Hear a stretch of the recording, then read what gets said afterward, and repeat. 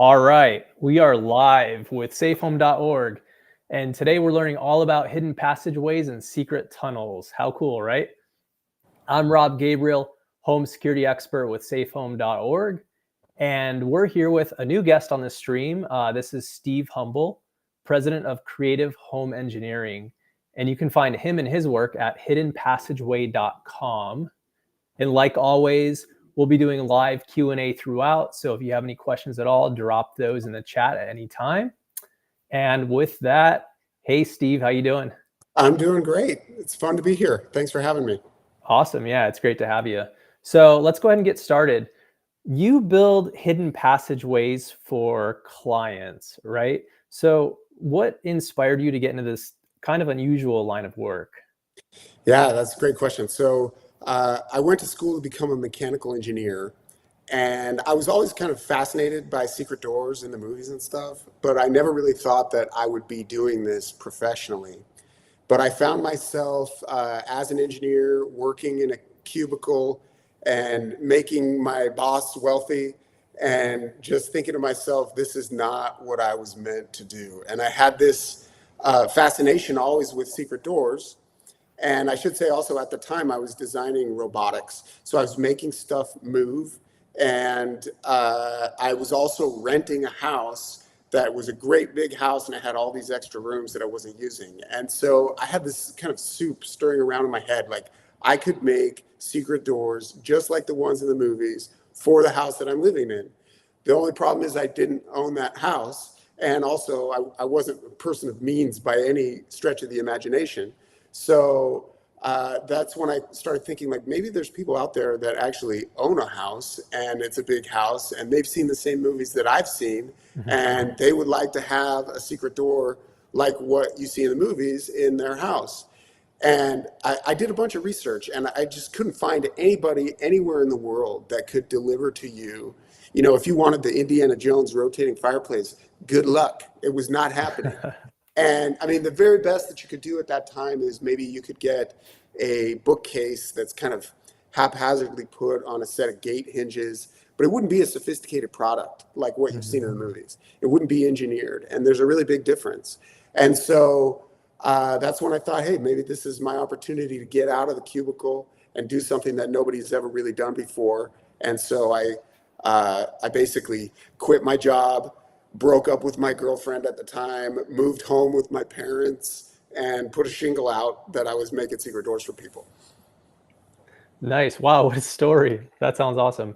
We actually have some people coming in to chat already with a lot of questions here, so we'll get into those in just a minute. Yeah, and keep the questions coming, guys. So Steve, you kind of broke free from the cubicle, went out on your own. How did you go from this inspired idea to like working on your first projects? What did that look like? Yeah, so I didn't expect that anybody was like gonna trust the very fresh-faced, 22-year-old or whatever I was at the time. This is 20 years ago. So I was very young and inexperienced, but I had a buddy that was building his own house. And so I said, hey, will you let me put a couple secret doors in the house that you're building? And he said, sure. And so I did that. And then I called the newspaper and I said, hey, I started a business about secret doors. Would you like to feature it? And they said, absolutely. That sounds really interesting. And so they put me on the front page of the business section. And I got a website up. And at that time, if you Googled secret passageways, it was crickets. Like the internet had nothing to say on that subject. And so as soon as I got my website up, it was a hokey website too, but there was pent up demand. There were people that wanted secret doors. And so it did not take long before I was getting calls from real people building multi-million-dollar houses. And I felt like a total imposter in the beginning, but I just had to remind myself that none of these people know more about secret doors than I know. Yeah. Because that's why they're calling me, and there's no better place to get a secret door than from me. So I guess I'm the guy, and so I started building secret doors for people, and it was very intimidating especially in the first couple of years. And then I learned a lot, definitely baptism by fire. But now we've been doing it for more than 20 years, and I've got about I figured maybe 6 or 7 thousand secret doors spread out around the world that I built. Wow, that's a lot of secret doors out there. Uh, And so you said you started kind of working with more wealthy people. Is that your typical client today, or does it kind of run the spectrum? What does that look like? Your yeah, client so base? for the first like 10 years that I was doing it, every door that we built was a complete one-off, and it's very expensive to build a bespoke machine. I mean, you could just think any machine that you might purchase typically has a product development cycle that includes many prototypes and hundreds, thousands of hours of development and redevelopment.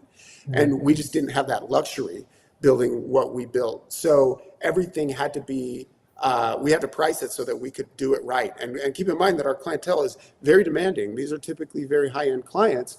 And so they weren't going to accept a secret door that was rickety or, didn't feel like it was quality. Mhm. And so for the first 10 years, it was all relatively expensive. And I was tempted to build secret doors for people that were in the lower end of the socioeconomic spectrum.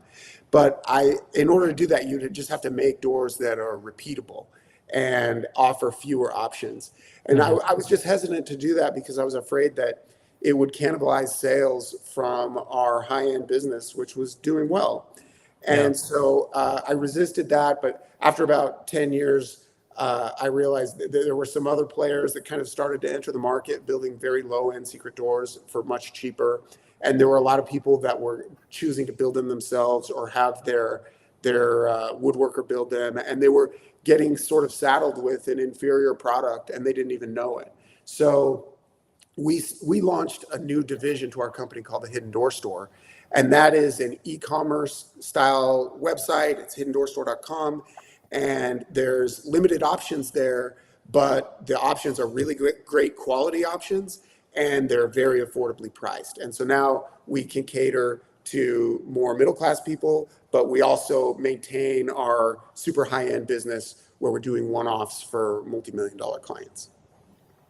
Yeah, and it sounds like you're one off for multi-million dollar clients. Like quality does matter there, especially when it comes to secret passageways and secret doors, because if certain seams look off or you can tell it's a hidden passageway, well, it's no longer hidden, of course. So I imagine that matters a lot in your line of work. That's exactly right. I mean, before I was ever born, people were building secret doors, Mhm. and universally, they were all terrible. Like every time I hear about a secret door someplace, I will go check it out. I've been all over Europe checking out castles and trying to find every secret door that's available to see. And they're almost always bad. And Yeah. because secret doors sag, it really is a more complex engineering challenge than Mhm. what people really realize.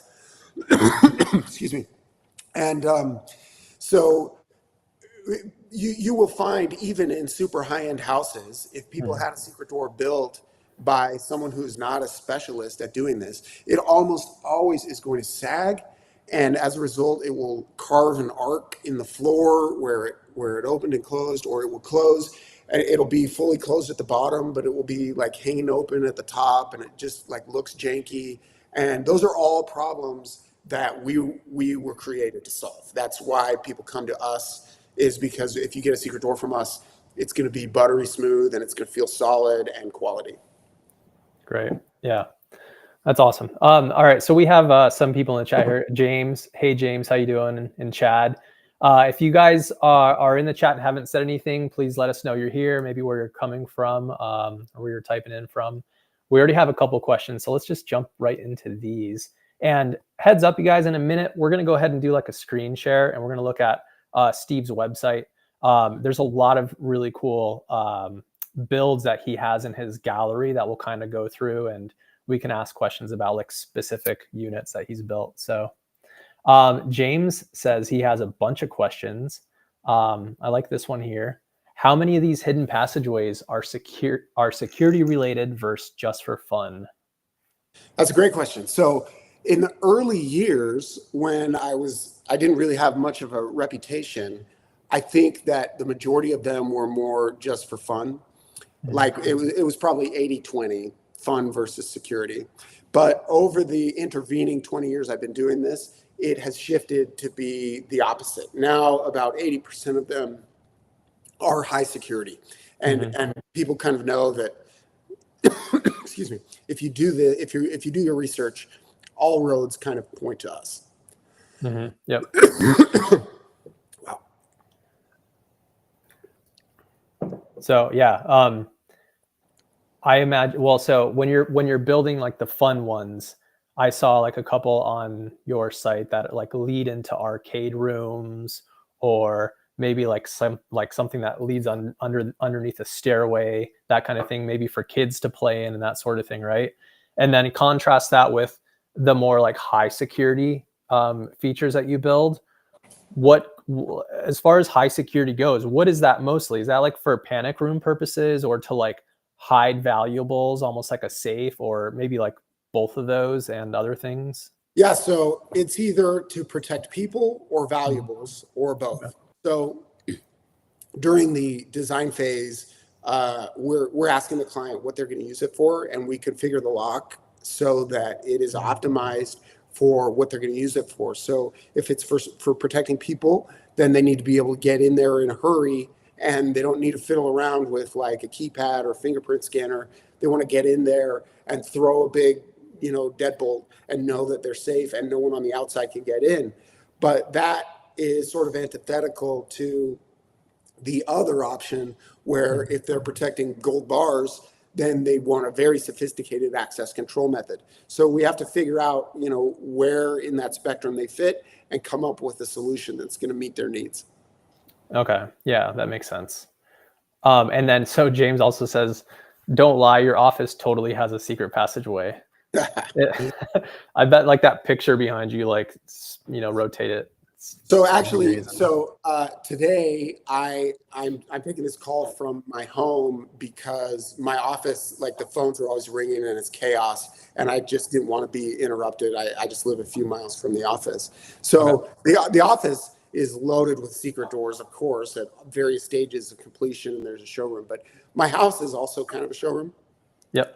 I do have 5 secret doors here, Wow. and I get to bring clients here, and TV companies and production companies and stuff. They usually want to come and see secret doors installed in homes, and as you might imagine, my clients are very hesitant to Mhm. show off their newly acquired secret passageway to the world on TV, and Yeah. so. I battled that for years. And so when I built my own house, I just said, I'm going to build a bunch of secret doors so that if anybody wants to see one actually in a setting, they can come here and I can show it to them. Nice. Yeah, I bet that's a tricky thing for clients. You have to like balance. You want to keep it secret and private, but at the same time, you want to kind of show it off to your friends when they come over. Yeah. So you have to like, Every client shares that, by the way. They're like, yeah, oh, I got this thinking I was never going to show anybody. And it's like the whole neighborhood knows. And now I have to get another one that I can keep to myself. they keep getting like more and more secret as you have to. That's funny. Okay. Um, we have another question here. Um, so we have Simone. Hi, Simone. Looks like she asks, can you share what your clients are most trying to protect? Well, actually, the truth is, I do not know because I am Mhm. in the secrecy business, and so the last thing they want is somebody prying and trying to find out what it is that they're trying to protect. They don't want to tell me, and I don't need to know. So if it comes up, I mean, some people will volunteer that they keep a gun safe, or they want to keep their kids out of there, so it will come up naturally in the conversation. Mhm. Uh, I think the big three are, of course, gun rooms. We do a ton of gun rooms. We do a lot of panic rooms. So those are just places to go in case of a home invasion. Mhm. And then a lot of people keep valuables at home, and so they've got a room that they want to keep hidden for that purpose. And kind of as a follow up to that, have you heard any success stories among your clients where they've actually used this room to escape maybe like a home invader, or maybe someone came into their home but they didn't find their valuables, or anything like that? Yeah. So I did. I had a client call me that they built a house in Costa Rica and they used one of our secret doors for it. and they did it because you couldn't really rely on the police to get there in a reasonable amount of time. And so they had an alarm event. Hmm. The whole family went into the panic room. They waited it out. And then when the event was over, they came out and they were safe. So in that circumstance, they weren't even really sure that anyone was in the house or not. But they called me just to tell me, like, we were so glad in that moment that we had bought this from you because we knew that we were safe. You know, they had a big bulletproof door. I had another door that I built for a client that we do some doors that look like ordinary doors, but they're built like vault doors. And so we did one of those for a business in Colorado, and there was an attempted burglary where this was an exterior door, and they tried to get it open and they couldn't get it open. It's all on security camera footage, so I got to see it. Wow. And this is a very, very high security door. It just looks like a front door, but if you open it, you look at the edge, it's got all the locking pins like you would expect to see on a vault door. And Okay. so when the burglars couldn't get it open, they actually pulled out a chain and they hooked the chain to the front door and they hooked the other end to the bumper of their truck. And they tried to pull the front door off the building, and it pulled the bumper off the truck. And then they left empty-handed. So that is a big success story. Yeah. Yeah. We actually we feel pretty good about the quality of the camouflage that you get from us. And in fact, I think if you're going to get a secret door, if you want it to be good enough to actually fool a burglar, that's a very, very high standard, because the eye is just a very perceptive instrument. Like, you can see even a minute, 16th of an inch gap or 32nd of an inch gap, you can see. And so to get a secret, you can get a bad secret door a lot of places. But if you want a secret door that's good enough to fool an intruder, you're probably going to come to us, at the risk of sounding arrogant. And Yeah. so we have a guarantee that we've offered, particularly on our hidden door store site, where if you get burglarized and the burglar finds your secret room, we will pay for the stuff that gets burglarized up to the value of the door. That I think we said up to twice the value of the stuff that's been burglarized. And we have thousands and thousands of these doors out in the field, Yeah. and nobody's ever tried to claim the anti-burglary guarantee. Wow. Yeah, that's great. I'm sure you run that all through your marketing and such, right? Along with the bumper getting pulled off of the truck. Yeah. That's that's a good testament. All right, yeah, we have another question here.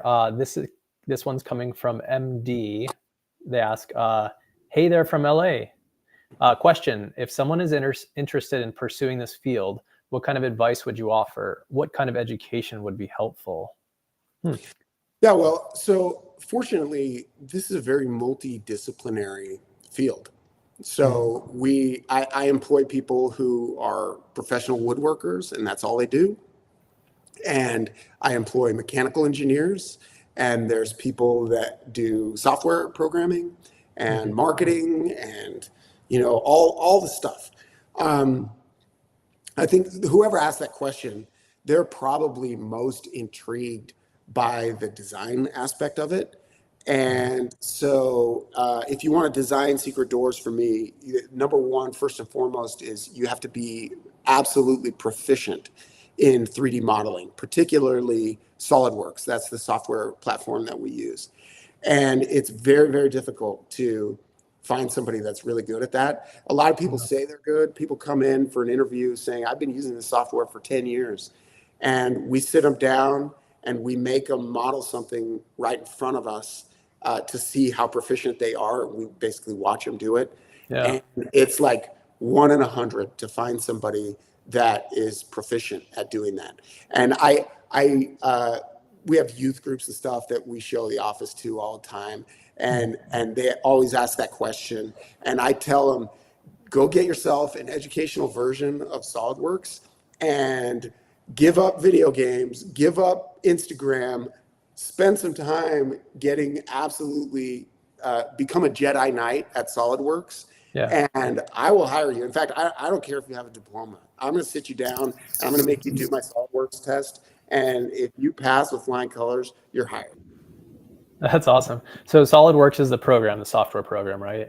That's right. Yeah. Okay. And is it like high security door specific, or is that for pretty much any solid It, manufacturer? it's for machine design. So Okay. anybody who's designing machinery, you're going to use it. It allows us to create a virtual model of the house where the secret door is going to go. So basically the opening, and then we can design a secret door to fit that opening. And then we can open and close the secret door. We can make sure that there's no interferences. We Mhm. can show renderings of what that opening is, what the secret door is going to look like in both the open and closed position to the client. So they can tell us, oh, I didn't think it was going to look like that. I want it to look different. I want it to be taller. I need a wider clearance width or something. So it gives us the opportunity to make sure the client knows what it is they're buying from us before we go into the manufacture phase. It's a very, very important piece of software for anybody who's an engineer, anybody that's designing anything. Got it. Well, there you go, MD. There's your answer. And then I imagine for each of the respective areas of your business, you're looking for experts in all of those. So, Well, not there's just entry SolidWorks. level positions too. Like, I mean, if you live Yeah. in the Phoenix area and there's a huge shortage of people that are interested in trades these days. I think, Yeah. like people that just want to be a woodworker for their Hmm. life. It is not the highest paying job, but it's a very rewarding job and it's fun. Yeah. And if you want to do that for a living, by all means, send us your resume. We're interested. Yeah. That's great. So James asks another question here. Do you enjoy escape rooms? We used to employ secret doors, passageways back when I designed escape rooms. That's cool, James. But they were nowhere close to the awesome setups on your site. Yeah, well, so I love a good escape room. I mean, that's one of the aspects of my personality probably that drove me to do secret tours as well. I like a good mystery and Mhm. a puzzle. And we've been asked to make some secret doors for some escape rooms. And in fact, particularly if it's a high-end escape room, uh, we've done a lot of secret doors for high-end escape rooms. There's also a lot of low-end escape rooms. It's an interesting business because there's really a low barrier to entry there, and Yeah. so there's a lot of escape room companies that have called us wanting to get a secret door, and then they realize that you can't get one for like $200. They're going to be more expensive than that, Yeah. and then they're like, oh, maybe we'll come back later. So yeah, we'd love to do more, and it's fun, especially with escape rooms. That's when we get to do the secret switches, which is like, that's a huge part of the business that we do. And it's one of the funner parts is like, regardless of what secret door you have, that you can have all different kinds of clever secret switches. So I have one here in my own house, for example, Mhm. where you play a sequence of notes on my piano, which happens to be the opening riff to the James Bond soundtrack. If you play the notes No correctly, way. That's cool. the fireplace opens up. So Oh, wow. that's the type of thing that would be fabulous for an escape room. Yeah, I need that at my house, like stat. That's really cool. We should actually hop on your site real quick and see some of these designs that you've built. It actually the DIY stuff kind of reminds me when it was a while ago. My niece and nephew were pretty young. My wife and I, we had this big armoire in the house, and so we opened it up, took out the shelves, and opened up the back of it. You can probably see where this is going, but Yeah. we just backed it up against a door, and so it closed the front doors of the armoire, and we brought them in the house. This was like a new apartment we were in, and we're like, you got to find the secret room. There's a secret room here, and they found it, sure enough, and it was like a Narnia closet, like kind of go Oh, back into the room. They loved it, but obviously it's not. It was like a fun one to build, right? And it wasn't going to keep anything safe or secret. yeah. But the armoire, the Narnia armoire is a major inspiration, and we've done loads of armoire Really? secret, including some that were directly modeled after, like they actually have lions on them, just because there's some nostalgia factor there. Yeah, But that's cool. I also have done some really, really high security ones. I did one, there's one on my website that the client, super high-end client that was burglarized, I think at gunpoint, Mm. and after that experience, they were, ready to really up their security game at their house, and so we built for them several secret doors. But one of them was this beautiful gold armoire, and you would open the armoire, and on the inside there were hooks and stuff for purses. And one of the hooks, if you pulled it open, it concealed an iris scanner. And so you would stick your face in there and it would read your eyeball. And if you have the right iris, then it would unlock the door. And then a different hook was actually a handle. So you'd reach up, twist the hook, and then this bulletproof door would open. You go into some room where they keep something.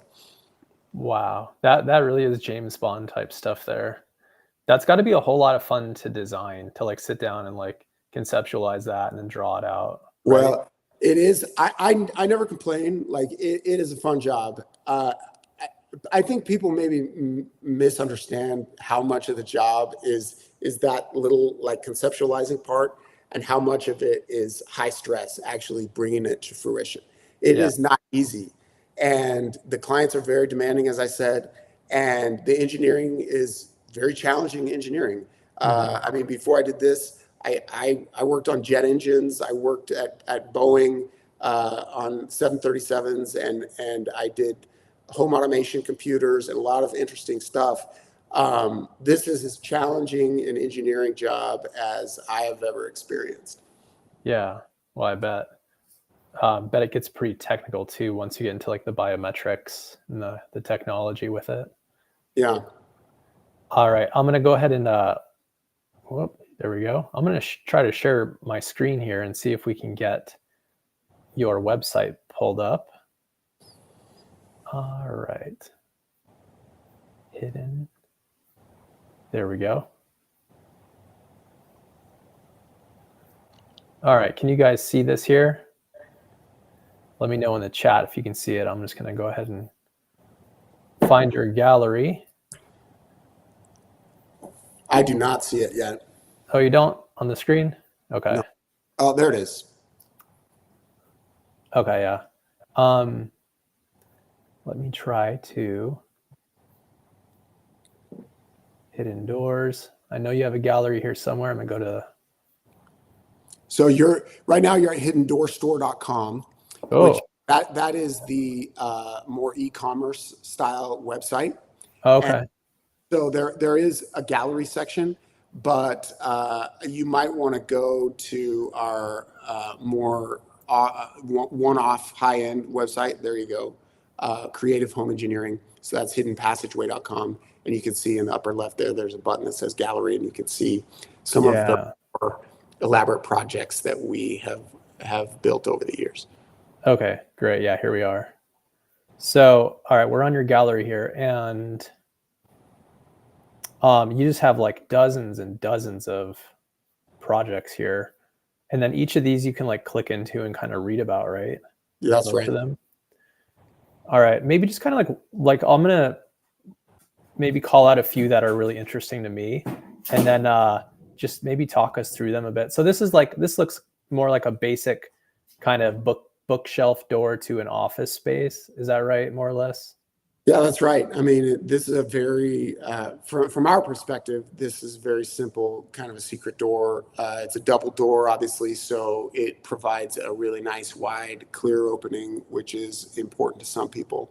But it Yeah. is a bookcase, and so what you'll notice there, I mean, that door, it does not sag at all. Even though you could load it up with an Encyclopedia Britannica, there is no sag, and there's also no wheel. So it doesn't carve an arc in the floor. That's a lot of the amateurs. They'll build a secret door and then they'll put a wheel on it after Mm. they realize it sags, and then the wheel will just carve an arc. Or maybe they'll swap out the wheel. They'll get a non-marking rubber caster wheel, and even that will eventually carve an arc. So you really just cannot have contact with the floor. And so what you don't see in a picture like this is that there is a false compartment and in the woodwork that houses a carefully engineered structural steel support truss. And the really cool thing about it is that when it's in the closed position, like on the day of installation, it might be perfect, but then the humidity changes, a couple seasons go by, the house settles, and you could have a situation where the door is sagging or rubbing or something. Yeah. And with other secret doors, that you'd have a big problem on your hand. You'd probably have to, at minimum, deinstall it and reinstall it, but sometimes replace it. And so we wanted to overcome that challenge. So we designed our doors so that they have infinite 5-axis adjustability. So a door like this, you could come back in 5 years and you could be like, oh, well, now that I look at it, the top isn't closing as tightly as it used to close. It's like a tiny bit, too far in at the top. You Hmm. can insert a wrench into a little hole and you can dial that in so that it's absolutely perfect. You can move the whole door up or down or left or right or in any axis so that you can maintain perfect adjustability even in the long term. Wow. Yeah, that's neat. And then do you guys kind of do a lot of service work on your doors and like well into the future, or do you have like any kind of guarantee or that sort of thing? Yeah, so there is a standard 2-year warranty on custom projects and a 10-year warranty on any of our off-the-shelf designs. But to Mhm. be honest, we will service the warranty even after it's expired. Like Yeah. maybe we'll charge you for parts if we have to buy parts, but the labor to fix whatever it is, these are high-end clients. They expected it to last a lifetime, and we try to fulfill that for them. And it's very rare, actually, that we even have to. I mean, we don't even really have a warranty department. It's usually like just me and maybe one or two other people at the company that would field any sort of service call. If one ever arises, we'll just take care of it. Got it. That's cool. Okay, so we have up here, it looks like there's a display cabinet and there's like a secret staircase. How in the world does that work? Yeah, And so that's a very popular one, and also relatively expensive for obvious reasons. There's safety considerations involved. There's motorization, lots of sensors and stuff. yeah. Uh, from an engineering standpoint, very challenging to make it so that it is strong enough to reliably function, but weak enough that it wouldn't injure somebody if they got their finger in the wrong spot or something like that. Ooh, yeah. This one in the picture that you're looking at is a super cool one. We built that one for kind of a movie buff, and the switch to operate it was the Indiana Jones golden statue. There's a little Oh, platform with the golden. You take the statue off and put the sandbag on, and then that staircase lifts up, and he's got a big underground garage. man, I gotta become a millionaire. Yeah. So this leads into like a garage because it would be like the perfect movie theater entrance, I feel like. Yeah, so actually for this client, we built, I think, 8 or 9 secret doors. Oh wow. So we built a bunch of other things in this house, but that one goes to the garage. Okay. That's pretty cool. All right. So moving on here, we've got all right. So this fireplace door looks like it kind of just rotates, right? That's right. Um, concrete wall panel door. This all right. This arcade room fireplace one, I'm pretty intrigued by. That does that lead to an arcade room, or it? I mean, obviously does, right? Yeah, so Just that client just has a collection of like vintage arcade games. I think he's okay. got like 50 arcade games back in there. Oh wow, that's neat. I love the floor, the carpeting there too. Um, I feel like you'd be like the coolest person on your block for sure if you had something like Well, I'll that. tell you what, the neighborhood kids absolutely love our house. Yeah, I believe it. Um, okay, so this fireplace looks like it's sliding fireplace door. Yeah, that's right. So that one slides. The other one that you were looking at rotates. Okay. What's a pocket door? So pocket door is just a door that slides to the side. So it Okay. goes into a pocket. Oh yeah, yeah, yep. That makes sense. Um, this is just a shield. So this is like bulletproof, maybe this door. Yeah, so that's what I was describing to you earlier. That is a door that is designed to replicate all the other doors in a house, but that's a bulletproof vault door. So, sometimes people just don't necessarily want a secret door that leads to their, maybe it's a bedroom or something. They don't want to go through a secret door every time they go into the bedroom, but they do want to be able to lock that door at night and know that Yeah. nobody can get in. And so the challenge that we have is to make a vault door that does not have a big spindle like a bank vault would have on the front, and Mhm. also does have like a raised panel design with like all their other doors. And so that's a whole line of doors that we call shield doors. Okay, I see. And this person wants like some like privacy over their laundry room or something. It looks like they're doing some laundry back there, but no, there's a safe I No, see. I It don't probably even doesn't know. help that I keep scrolling over the picture. Sorry, guys. But Yeah, so most of these we build at our facility here in Arizona, and we mhm. ship them out all over the world. So they go in a big box, and we've already exchanged drawings with the clients, so we know exactly what the opening is that it's going to fit into. And so all they have to do is take it out of the box and slide it into the opening like it was a big refrigerator or something. So the installation is very straightforward. And Cool. most of these, I have not personally gone to their houses.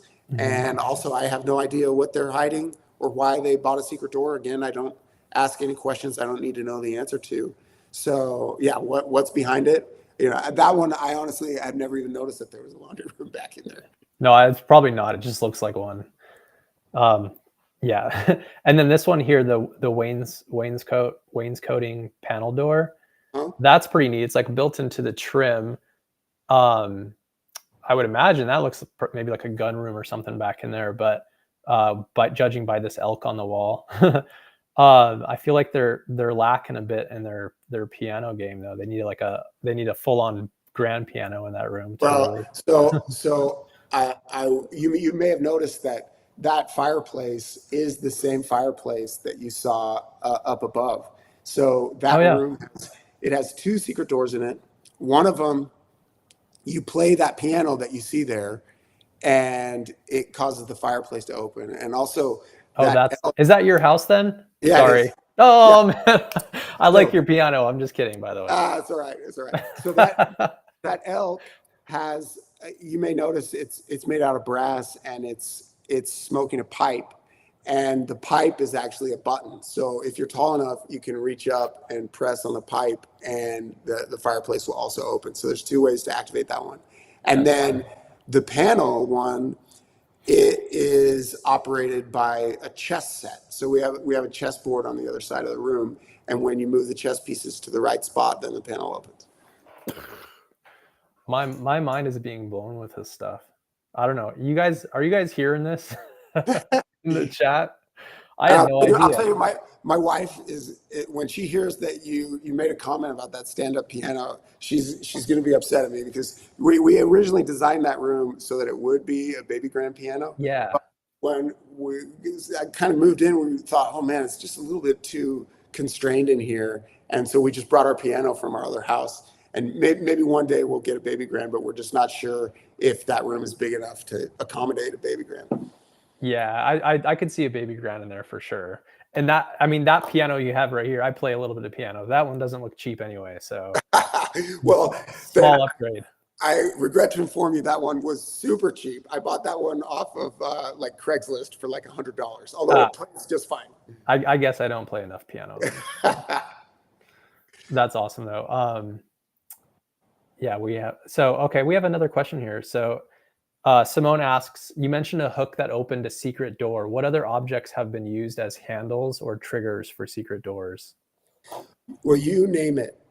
If the Yeah. client has a particular hobby or a particular collection of knickknacks that they put on their shelves, I encourage them to tell me about it so that we can take one of their personal items and make it into a secret switch. Yeah. Um, I mean, there's too many to name. People send me statues all the time. Somebody just sent me a statue of Trump, and we made it so that when you tilt the Trump head, then the secret door opens.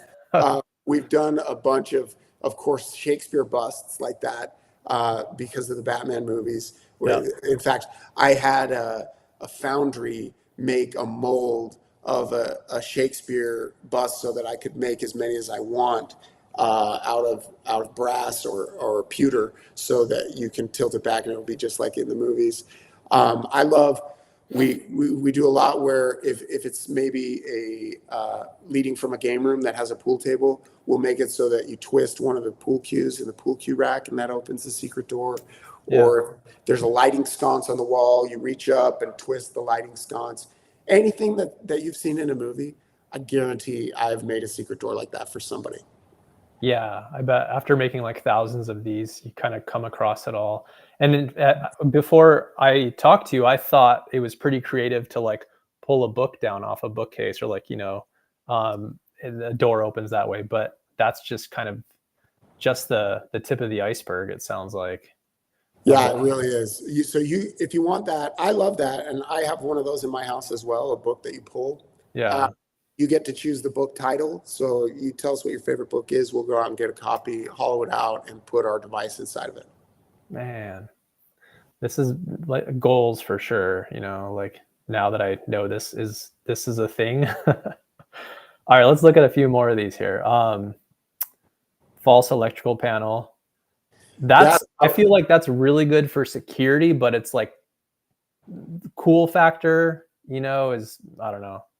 So I'll tell you, a lot of times the secret room is off of the garage. That's just the way the house was built. Mhm. And so what are you going to do? You're going to put a big fancy armoire in the garage? That doesn't look right.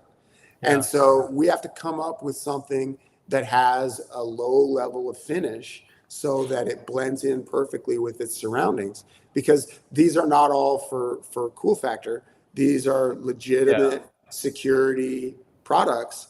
And this one in particular, those fuses, you open the fuse panel door to access the fuses, and the fuses are like a combination lock. So you have to move all the fuses to the correct locations. And when you get them all in the right spots, then the secret door opens. Wow. That's cool. Um, I like this Gothic bookcase one as well. It's cool. All right. What else do we have here? Is this like an old fashioned TV? Okay. Yeah. Mid-century modern slider. Yeah, so that one is for a hotel, and because if you click on that one, it'll open up and it will show you what it looks like in the open position. Yeah. Uh, And by old fashioned, I mean the TV that I grew up with. So yeah, so that TV is actually the switch. You like change the channel, and it causes the secret door to slide open. cool. Nice. Of course it does. All right. And then this one kind of looks like it's built into the wall. That must have been, you just kind of built, obviously, like you built that whole thing at once so that you get all the everything lined up. You're talking about the stone. Yeah, this stone door here. So that's a very popular camouflage method, and really, our job is to design a door that meets all the security requirements and also just locks and does not have a doorknob on the face. And so, and it also has to be able to handle the weight of applying a whole bunch of stone to it, which is very heavy, obviously. Yeah. And then after the door is installed, then it's just kind of a continuation of the wall. And then the stonemason goes and they just apply stone over the wall and the door together. Cool. Yeah. Um, this looks like it would make a great like wine cellar or something like that. Yeah. Hmm. Okay, so there's your laundromat door. Yeah. Sliding cabinets, cedar doors. Okay, this one's in a bathroom, or Uh, no? Oh, the never concrete mind. panel, no, that one actually leads to an underground shooting range. Oh, wow. Neat.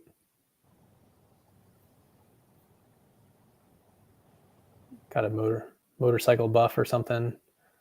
That's right. Is that your garage? No, I wish. So that client has a whole like a huge building that he uses just for storing all of his toys. Yeah. Okay. This one here, the wood clad door, that looks like it's in a closet or something very unassuming. Yeah, Um, and I think that's when it comes to like security and like hiding things, this kind of goes back to your point about that electrical unit in the wall. You want it to be unassuming. Like secrecy is safety, right? So if no, like who would go in the back of a closet to look for a hidden door? Literally nobody. yeah, that's right. So Especially if you put all your coats and stuff in there. right. Yeah. Um, yeah. Okay, we got another arcade door. This is really neat stuff. Um, what are, just want to quick go through some of these.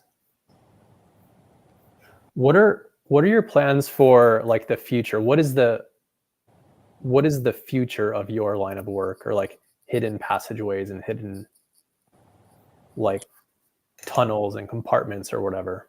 Yeah, well, we're always striving to make it more accessible to everyday people. Hmm. So on the custom side of our business, I don't see a whole lot changing. It's not a very scalable business.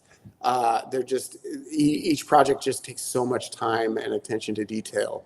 So we're going to continue to service those clients, but what we're really trying to grow is the hidden door store. So we're offering new products all the time. In fact, just in the last like 3 or 4 months, we've released 3 new secret door types that cost less than or right around $1,000. So that's a Hmm. very affordable price point that, I mean, if you're a homeowner, you can afford that. Yeah. Um, and we're always striving to release new things, better things, um, and offer more high security options, especially to people that don't have the giant budget. Okay. Are there any things to think about when it comes to like property value? Does this, I mean, would bet it like kind of increases property value that you would have like a secret compartment or tunnel or space in your home, but Yeah, maybe it doesn't in all cases. Is that a consideration? yeah. So I can speak to that a little bit. So first, there's the anecdotal side. So I've had multiple clients come to me and tell me that they were trying to sell their house and they couldn't get any nibbles. And then they changed the listing to include the fact that the house had a secret passageway in it. Mhm. And their experience that they shared with me was that as soon as they did that, they had way more showings. People, like their kids, were freaking out about it. You know, everyone was super excited about it. And a couple of these are multi-million-dollar houses where it's like, you know, they have a pizza oven imported from Italy that costs $25,000, and they've got special granite that costs $50,000. And Mhm. all of those features tend to get forgotten as soon as you avert your gaze in a different direction. But that's not the case about the secret passageways. The secret, it became the house with the secret passageways, Yeah. and they were able to sell it and get their asking price. So that is, I mean, it's not exactly scientific, but it is evidence that it will increase your resale value. Mhm. I also have uh, been told by people in the insurance industry that if you're storing a particularly valuable item or collection that you have insured, that you can get a break on what you pay for the insurance if it is in a secure room or a secret room. Okay. Yeah, that would make sense for sure. Um, if you, all right, here's a question for you. If you could design your own, like your dream secret space, what would that be? And like you can design it. What do you have like a dream secret space? Yeah, yeah, I can, and I Yeah. did. Okay, so that maybe one of the ones that we saw today was your Yeah, dream? my favorite one is that fireplace, and I love it because first of all, fireplaces in general they are just jaw-dropping as secret doors because you just don't expect something as big and heavy as a fireplace Mhm. to move. And so when it moves, people are just stunned. Yeah. And that fireplace, I set it up so that it has a sound effect. So it sounds like a big, heavy stone rolling when it moves out of the way. And in the case of my house, you go through the fireplace and you find yourself on a balcony basically, and there's a rope there, and you can grab the rope and step off the balcony, and the rope lowers you down into the basement where I have an underground sport court. So I've got a basketball court down there, and Wow. so that I think that's really fun, and Yeah. it's one of my favorites. I also have a gun room that's a pretty cool. I'm out here in the West where everybody seems to have their guns, and you know I don't know, cultural thing I guess, but I have a gun room, and I've set it up so that it's a cool way to display guns. So that's kind of a fun one too. Yeah. I'm gonna have to make a trip out west to explore the factory and Yeah. yeah, to see Yeah. what Let you me know got when you're in going town. there. Yeah, it's really neat stuff. All right, chat. Unless you guys have anything else in the as far as like questions, um, I think that we covered a lot of ground here, and this has been a great experience. Very eye-opening. I'm impressed at you and your line of work and what you guys have built, and just the industry that I really didn't know much about at all before coming into this call. So thanks for sharing all that you have. Yeah. And My pleasure. yeah. Okay, one last question. We'll get this. Do you also build the rooms displays or just the doors themselves? Oh, that's a great question.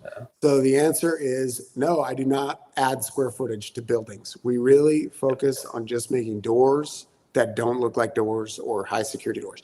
The one sort of exception that we'll do is sometimes somebody wants the whole room to be reinforced.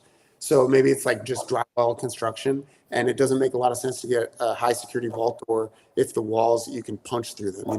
So Mhm. we have a product that we have developed that will line the interior walls of any room so that it becomes a true panic room. And so we'll provide that for you, but we're not going to add square footage. You got to get a general contractor to do that. Got it. Yep. But you can make one killer door. And obviously like conceptualize it, which is probably the biggest lift of the whole thing. But anyway, yeah, cool. This has been awesome, Steve. Thank you again so much, and we'll have to do it again at some point. Yeah, So anytime. appreciate your time. Yeah. All Okay. right.